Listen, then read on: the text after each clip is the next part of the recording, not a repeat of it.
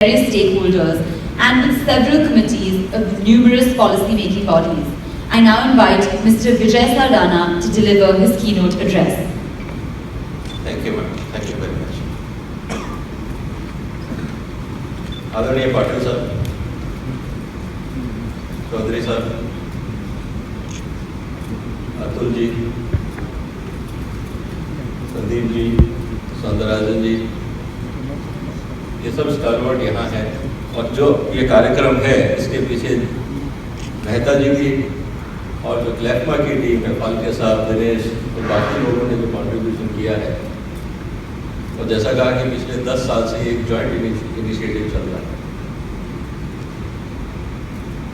Sir, आज जिस board पे हम लोग खड़े हैं, मैं सिर्फ 20 मिनट लूँगा और इस कंडीशन के साथ मेहता जी ने कहा था आज कोई पावर पॉइंट प्रेजेंटेशन नहीं होगा, तो इसलिए मैं कुछ आंकड़े आप लोगों के सामने रखूंगा, अगर आप लोग चाहें तो नोट कर सकते हैं, वो शायद आपके काम आएंगे क्योंकि उसमें कहीं ना कहीं बिजनेस छुपा हुआ है।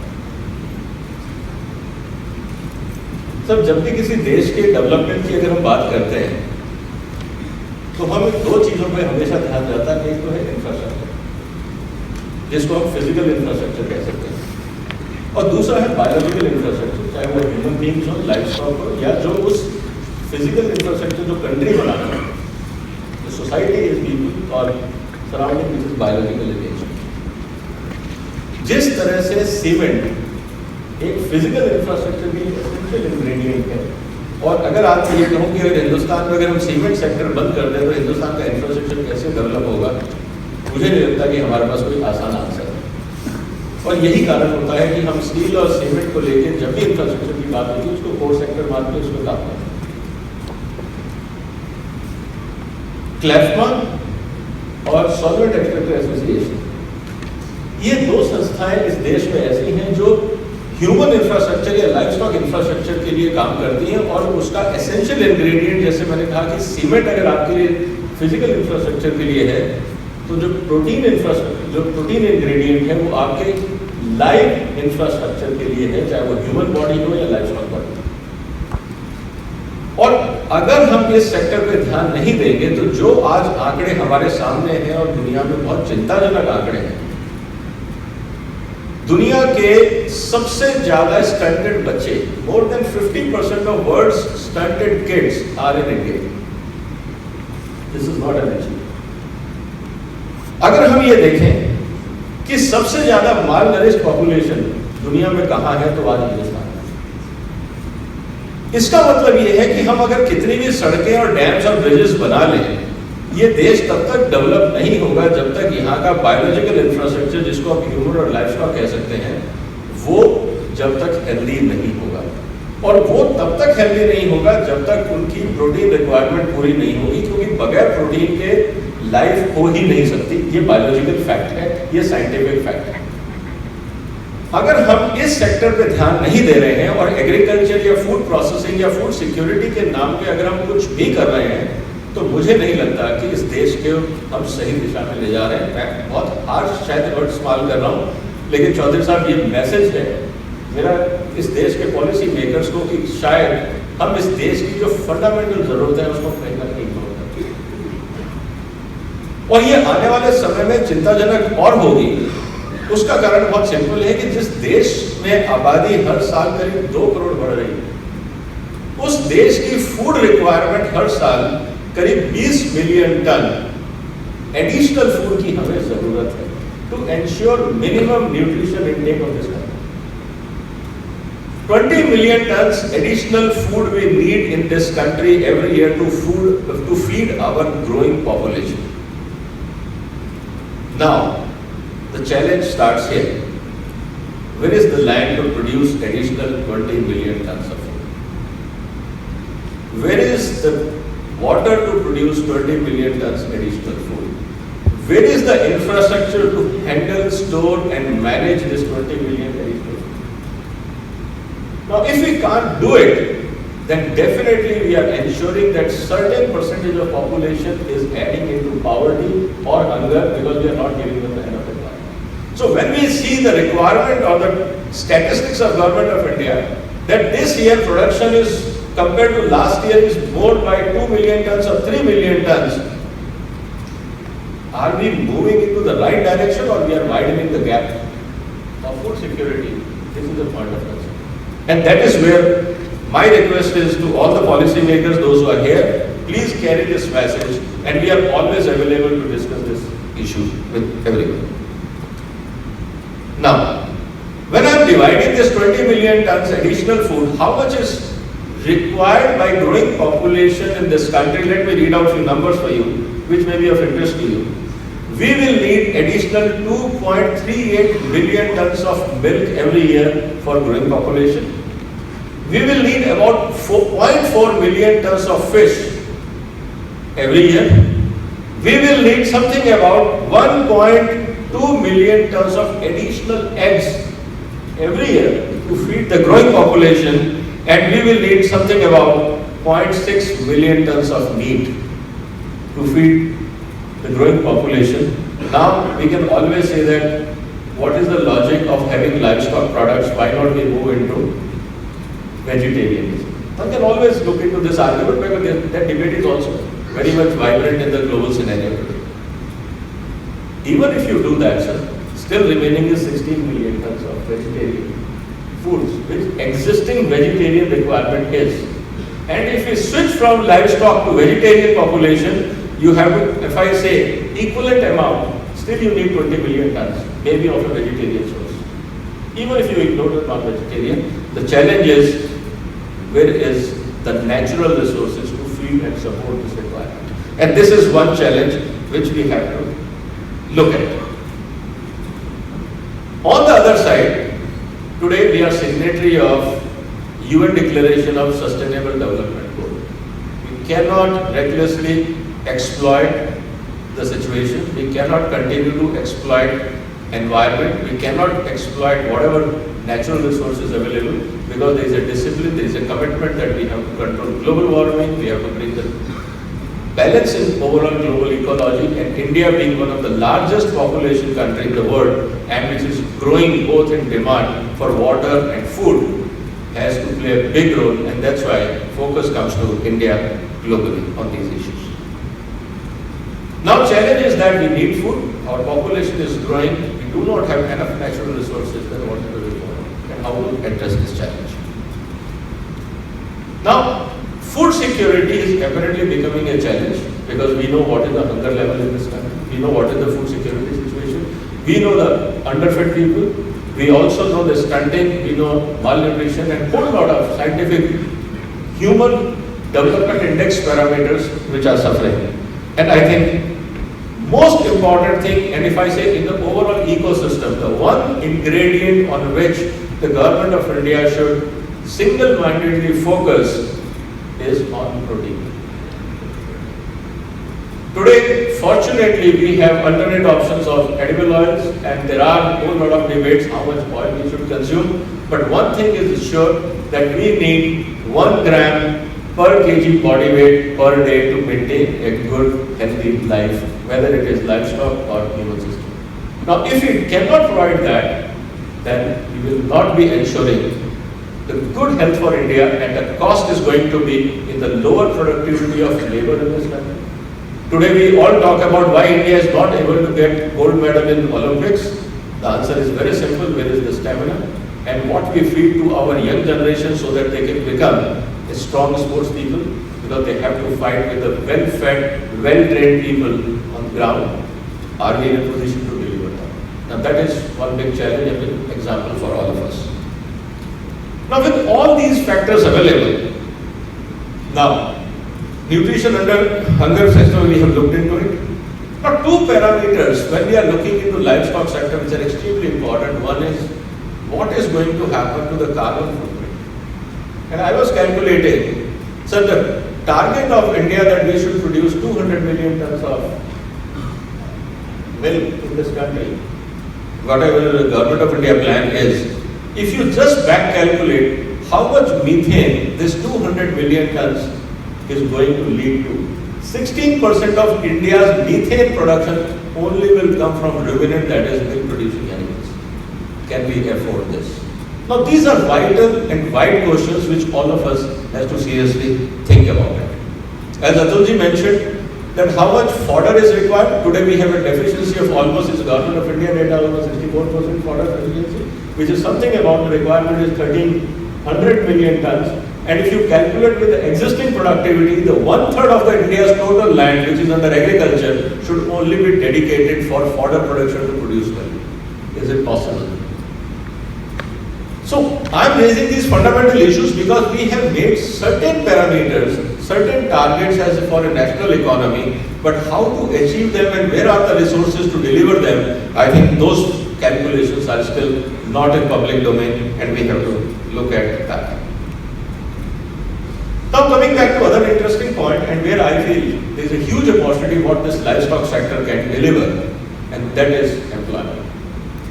Sir, today the cheapest, or I say the least cost employment generation opportunity in the country, where I say the least capital investment requirement is in poultry sector. You can start a poultry farm with a one shed, by keeping 100 birds or 100 layers where you can produce almost like 50-60 eggs. And I always say that livestock is an ATM machine for farmers. Wherever farmers are keeping livestock, you will find that they are always better off than where farmers are exclusively dependent only on cropping systems.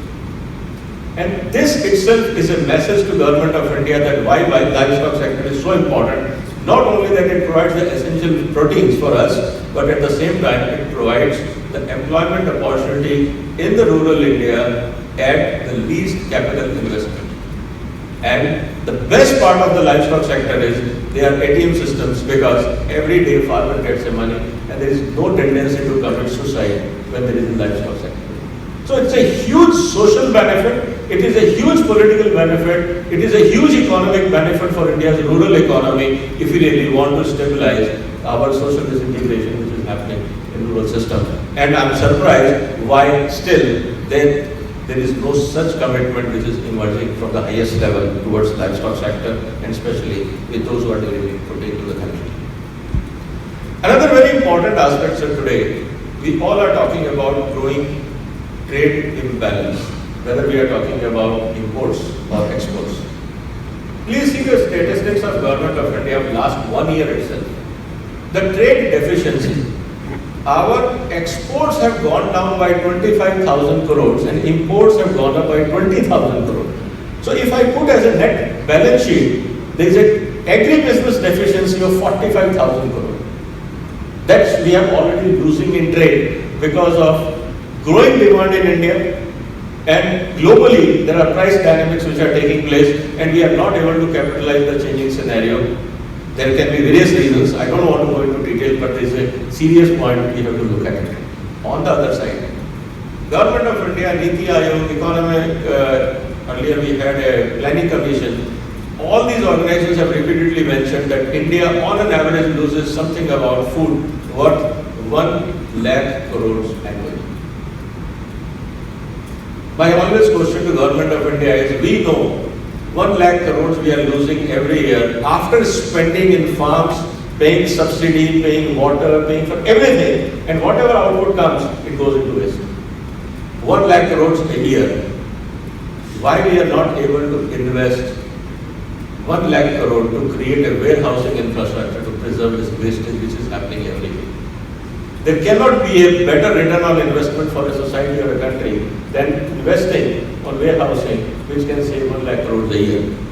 Now, why I'm saying this? Because that will also give stability both to human feeding system and also to livestock feeding system, and the price escalation which happens so-called in off-season can also be handled. The fear of inflation will also be addressed. And today, the biggest thing is that why we are not able to make good trade policy, when I am saying very clearly that trade policy means we are able to increase MSPs for the farmers, but we are not able to increase the customs duties accordingly. So practically, my domestic sourcing of raw material is becoming expensive and imports are becoming cheaper.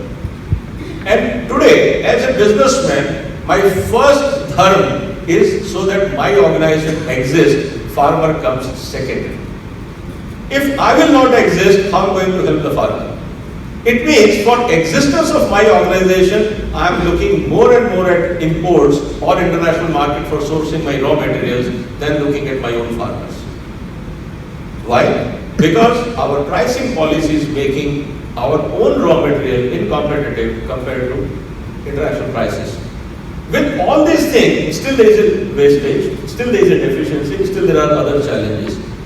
So all these things it is looking as if there is a high time today we should look at the overall agriculture policy. When I am saying agriculture, it cannot be minus livestock sector.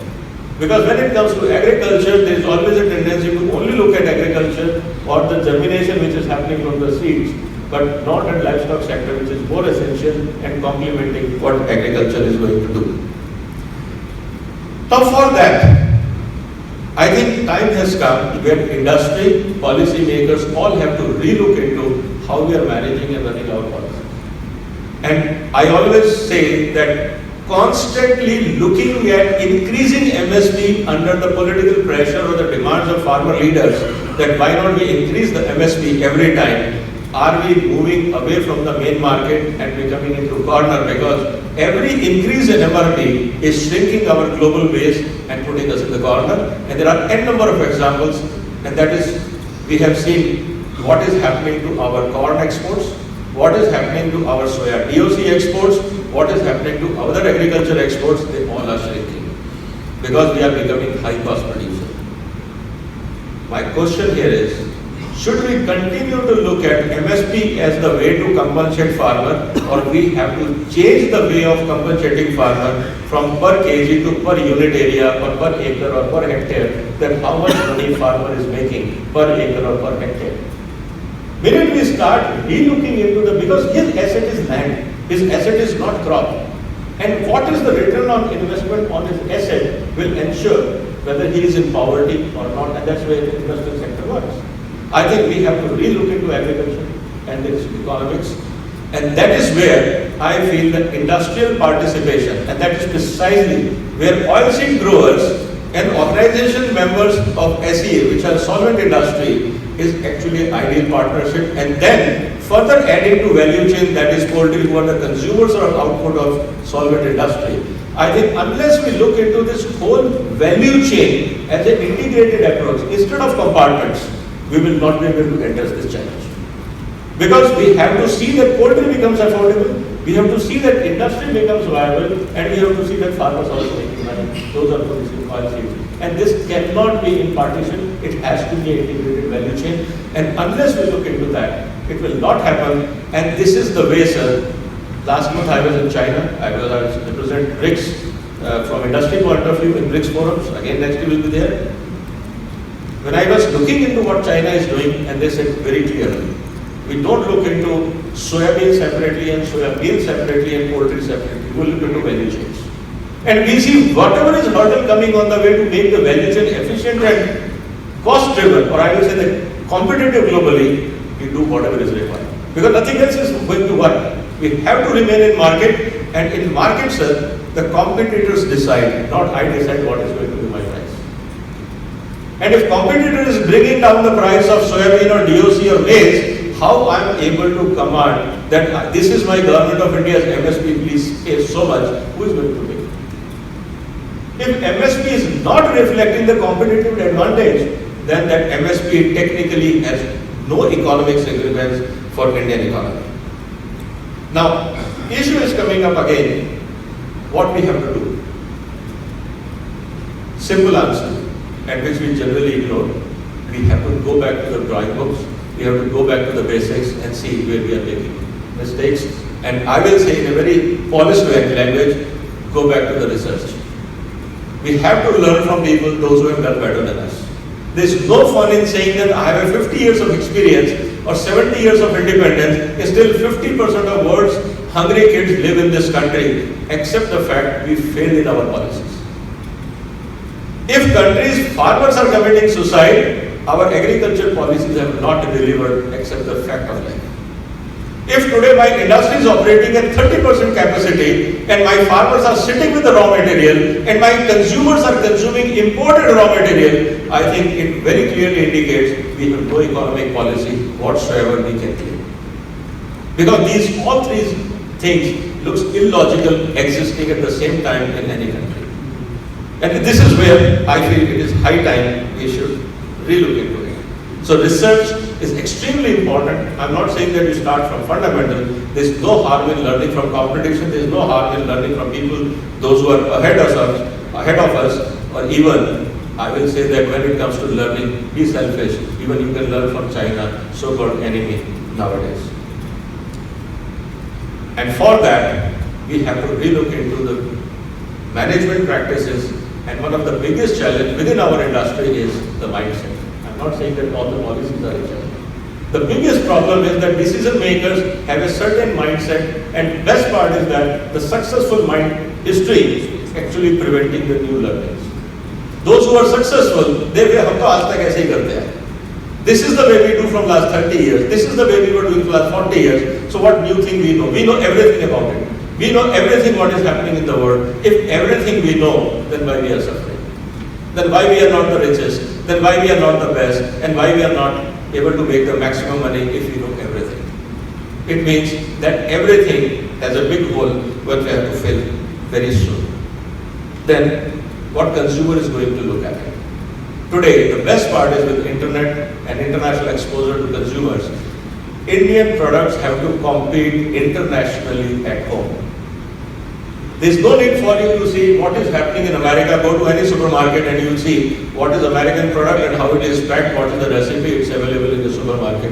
What is happening in Thailand, just go and pick up the product made in Thailand and study here itself. No need to travel to Thailand. You can always go for tourism, but definitely learning is available in ours. Now in this case, we have to look at, now when this is all happening, can we simply close eyes of the burning issues which consumers are asking for, and that is food safety. Today consumers are asking, give me safe food, safe chicken, safe egg. Can we say, no, what you're asking is bad because I know what you need. Today, there's a big issue going on antibiotics. We are scared of talking about antibiotics. Why? Because somewhere my business interest is attached.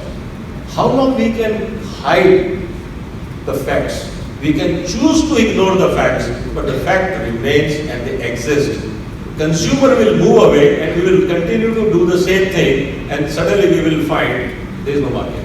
And then we'll start blaming the industry, we'll start blaming the policy makers, we'll start blaming everyone. So my request is that please do not ignore consumers' aspiration, because when I'm saying that 20,000 crores additional food import is taking place in this country, barring edible oil and few pulses, I will say rest of them are value-added products. Why people are buying? Why Indian consumers are buying imported product, and why Indian traders are buying imported product? They are not putting them on the shelf and the showcases. They are continue to buy because there is somebody consuming. And who are they? They are our friends, our citizens, our fellow citizens. Indians are consuming them. It means there is a desire, there is a need, there is an aspiration. Why we are not reading those signals? We can always prepare a good sauce, we can always prepare a good sausage, we can always create a new form of a chicken marketing approach. When consumers are enjoying, why we are hiding? I think it is a high time we should look into it. And in the last, I will simply say, sir, if you look into some of the issues, what is the future of livestock feed industry? I did some small calculations, sir. We are talking about 1.25, now you can say 1.3 billion people, human beings. When I look into the livestock population as per census of Government of India, equal number of livestock, those who are concerned with our industry, I have not included yaks or mules and donkeys and camels and rabbits, I have not included. I am simply saying which are of our interest: dairy animals, goatries, piggery and poultry, which is related to livestock production systems. They are also almost 1.3 billion creatures in this country. And if I calculate the feed requirement in this country, we are talking something about the total feed requirement, which is fodder plus concentrate, is something about 1,250 million tons. And our food production in this country is about 650 million tons, and which is going to be by 2030 about 1,100 million tons. So there is a more demand for food for livestock even today in this country. I am talking of today's statistics. Now if I further come down to concentrates, take example of poultry. Poultry actually today needs something about 40 million tons of concentrate to feed the existing living population of poultry birds in this country. Now, if we are not producing 40 million tons, we should also assume that farmers must be feeding something, doing some other formation, consuming something else, which we call it formal, good feed, bad feed, ugly feed. You can classify them, but this is minimum feed requirement for the survival. Take example of sheep and goat and everything, it comes to huge requirement. Now, the issue is, and that is where I feel we have to think beyond feed, beyond oilseed. I think today it's a huge opportunity for us to think about how to revive Indian agri-economy, because market is huge. World is looking at India as a market. Nobody is looking at India as a supplier. Please appreciate this point. Everyone is looking at India only as a market. Nobody is looking at that India will be food supplier. And we are partner and party to this huge opportunity. And we are crying. What is wrong? And why we are crying? Sitting with the biggest opportunity in the world and we are crying. What else can happen? What best can happen to us? I think somewhere we have to relook into what we are doing it. Now if I look into, sir, I've just mentioned about the feed and fodder, how much water we need. We will be needing something about, just to feed livestock, something about 7 billion cubic meter, which is direct consumption. But if I convert the total water requirement for livestock economy which exists today in this country, is about 650 billion cubic meter. That is our water requirement to feed the livestock in this country. And India's total water reservoir, which government of India manages, the total water reservoir in this country is just 300 billion. It means the total water available in this country is not even enough to feed our animals. Now, why we are talking of rain harvesting? Let me add one more data for your information. India, whatever, today we are talking of monsoon, we only retain 6% of whatever rainfall happens every year in this country. 6% of monsoon, whatever God gives us the water, we are, as a country, we are able to retain only 6%, whereas the developed countries retain 250% of annual rainfall. And now we know why water harvesting is important. So there are very interesting factors, but let me tell you, I don't want to leave you with extremely disappointed note, but I want to tell you, you all are sitting in world's biggest market.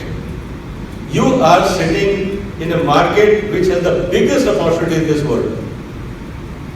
We know how to capitalize it. The only thing is there are missing links.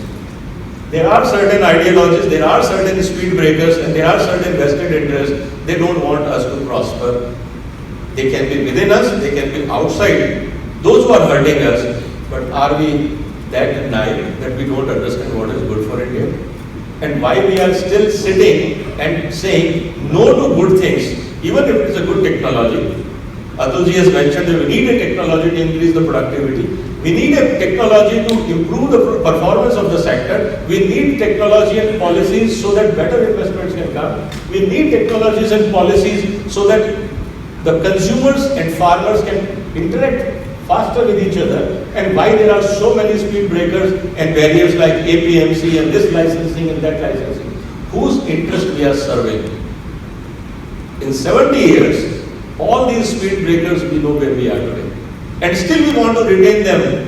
I don't know for whose benefit. Definitely India is not benefiting from them.